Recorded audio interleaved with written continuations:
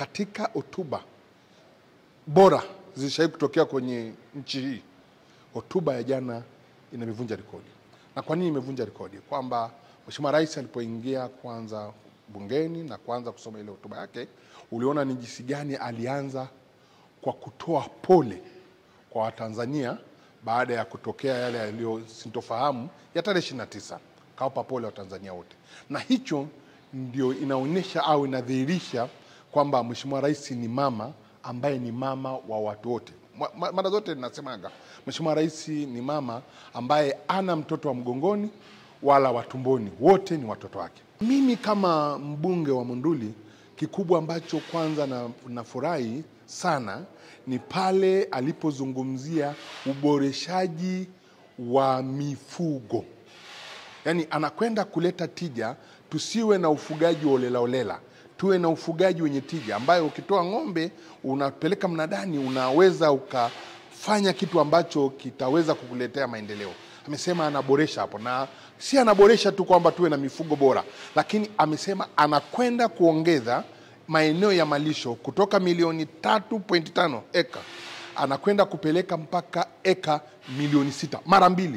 Kwa hiyo unaona ni jinsi gani anakwenda kutafuta maeneo ambayo yatakuwa wazi na kuhakikisha kwamba anaboresha. Na hiyo ikiboreshwa inakwenda kuondoa migogoro kati ya wakulima na wafugaji. Kwa hiyo amelenga, amejaribu kwenda sasa kuhakikisha kwamba hatutakuwa tena na tatizo la wafugaji na wakulima wanagombana, kwa sababu unapowaboreshea kutoka milioni 3 kwenda milioni 6 tayari itakuwa inaondoa ile cases ambazo tulikuwa tunapata. Hilo la kwanza kwenye upande wa mifugo. Lakini la pili mimi ambacho nimekifurahia zaidi ni swala la maji.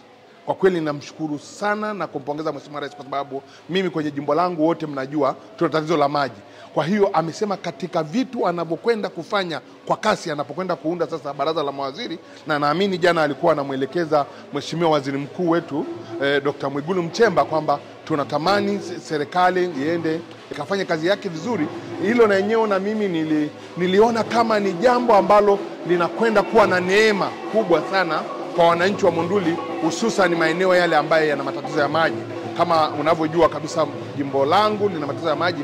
Kwa hiyo itakwenda kutatua hiyo changamoto, na hiyo changamoto mimi nitakwenda kuondoka nayo. Kwa hiyo kwenye hotuba yake imelenga kuhakikisha kwamba inakwenda kutatua changamoto. Lakini kikubwa zaidi ambayo wote mmeona jinsi wabunge wamefurahia ni jinsi anakavyokwenda kuongezea fedha TARURA.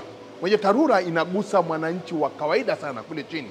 TARURA iko kwenye vijiji, TARURA iko kwenye vitongoji. Kwa hiyo na eneo hile atakapokwenda kuongezea fedha, ameitaja mara 2. Atakwenda kuongezea fedha TARURA, ataongezea fedha nyingi TARURA kuhakikisha inakwenda kukava kwa maeneo yale ambayo kimsingi wananchi wetu ndio wanakwenda masokoni, wanakwenda kutafuta mahitaji mengine.